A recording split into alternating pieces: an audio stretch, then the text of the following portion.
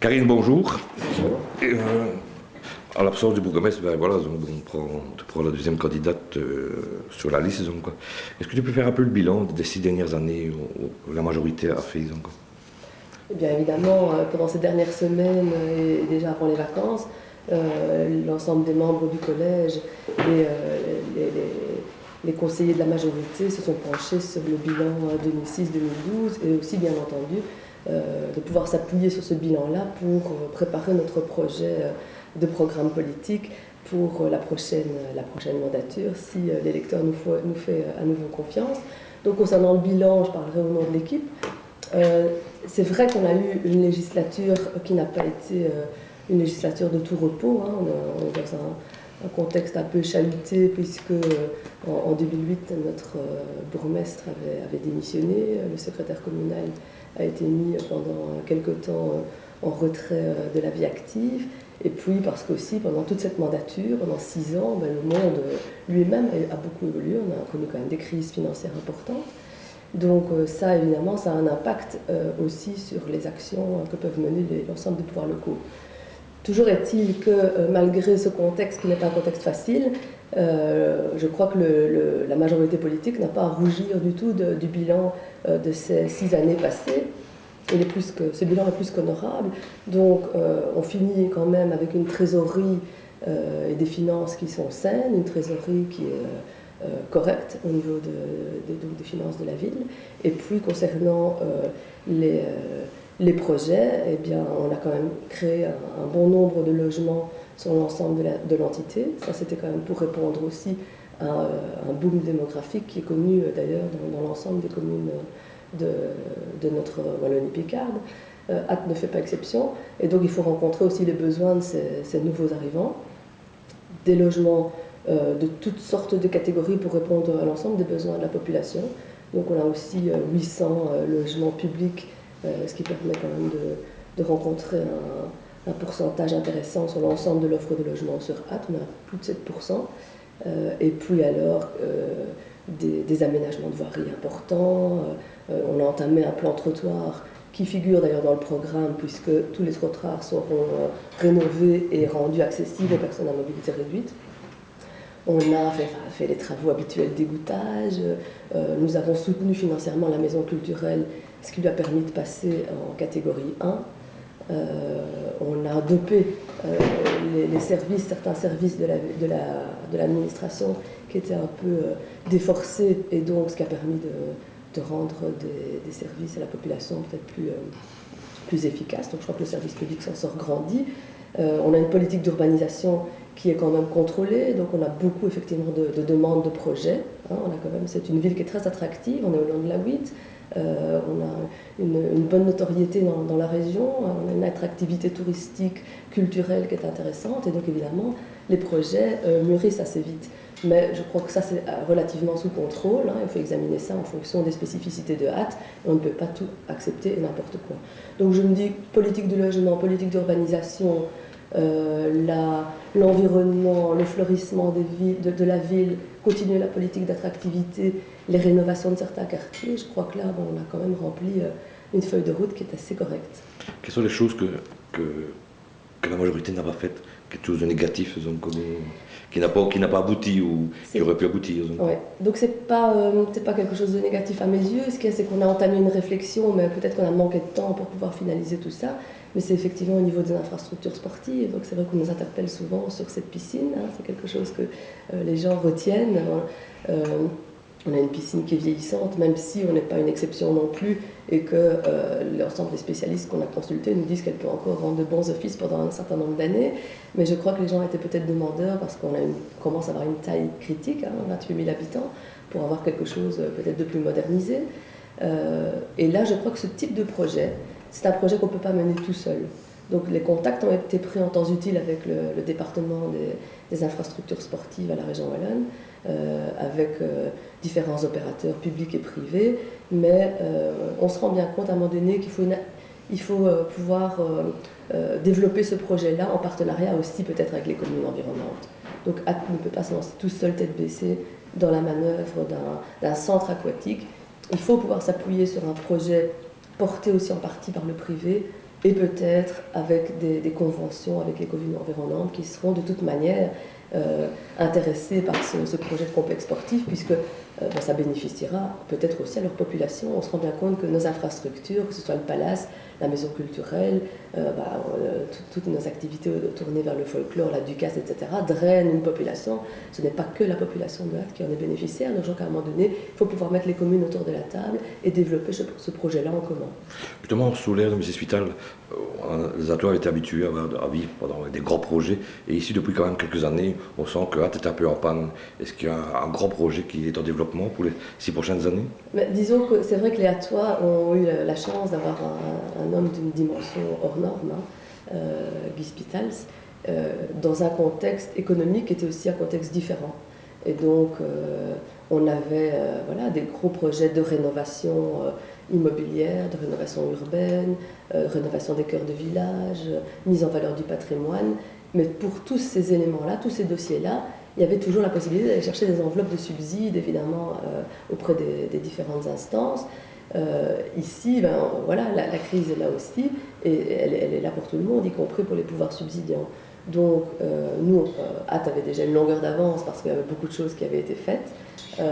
Maintenant, il y a encore des projets dans les cartons. On a notamment un projet de musée global, un musée de ville, qu'on a dessiné, on connaît l'endroit. Tous les musées seraient réunis. Tous les musées seraient réunis, voilà. On aurait vraiment une politique muséale globale. Je crois que c'est maintenant vraiment vers ça que les villes touristiques et culturelles s'orientent. Je crois que les visiteurs extérieurs ont besoin d'avoir un endroit où se rendre et de voir un peu toutes les spécificités de la région. Et l'endroit serait où donc? Alors, l'endroit pour l'instant, ce qu'on examine, c'est à l'arrière du château Cordier. Donc, il y a là tout un espace qui est un espace dédié aux arts. On a la petite ruelle derrière, il y a la maison des géants, il y a l'office du tourisme, c'est pas loin de la Grand Place. Et donc là, on se dit, il y a vraiment du potentiel pour faire un beau bâtiment moderne qui respecte et qui rencontre les besoins des visiteurs à l'heure actuelle, avec des espaces cafétéria, librairies, des espaces de forum pour organiser des colloques, des conférences.